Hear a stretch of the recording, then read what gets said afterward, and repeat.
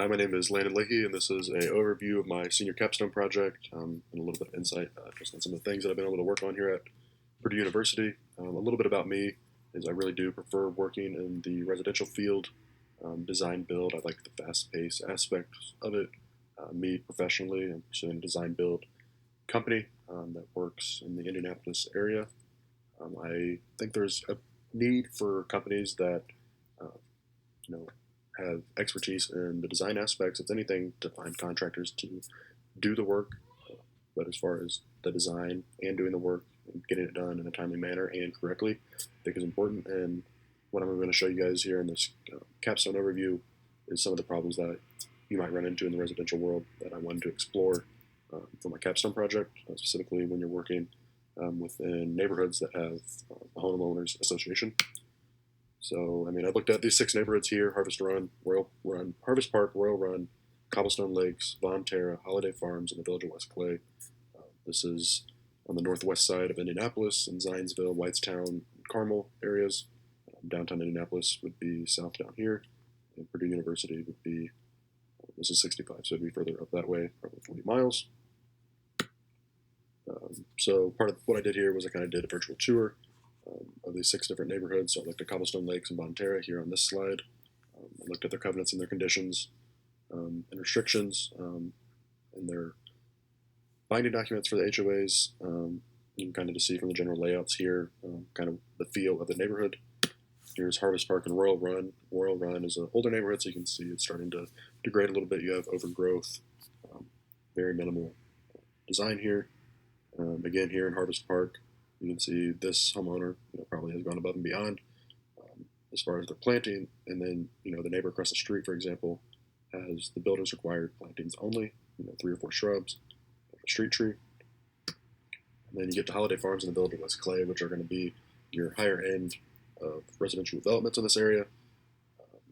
And these are the only neighborhoods that actually had, more of an extension within their covenants regarding, landscape requirements, section by section, things that they expect, things that are required, submissions, and how, I guess, the overall project process would work.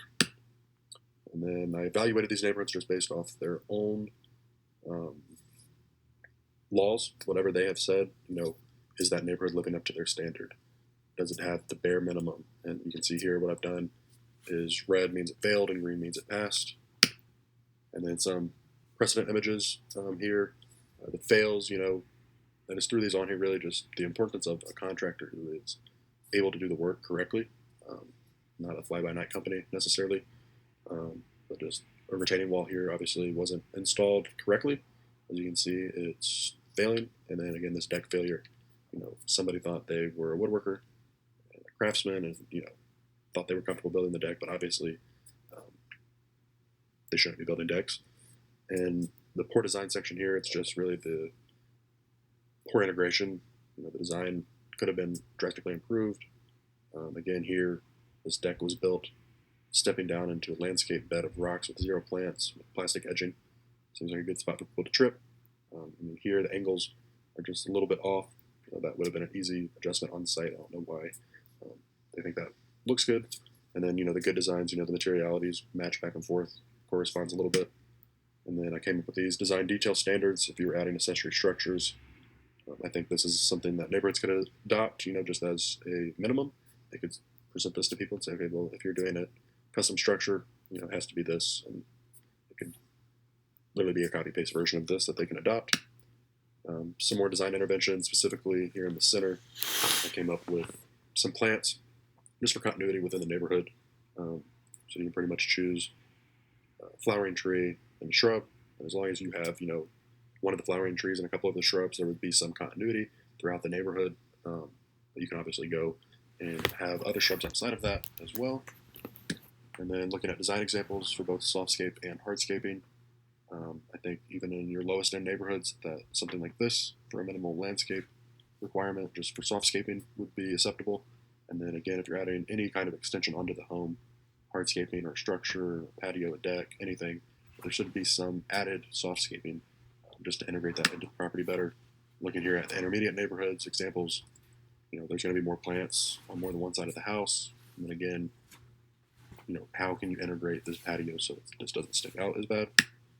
And then the higher end neighborhoods, they're going to have a higher budget in general for a lot of these things. A lot of the homes are going to have larger patios, decks, higher end finishes. You can afford, credit to contractors who are going to do it right. They don't really price shop and try to, go with the cheapest bid.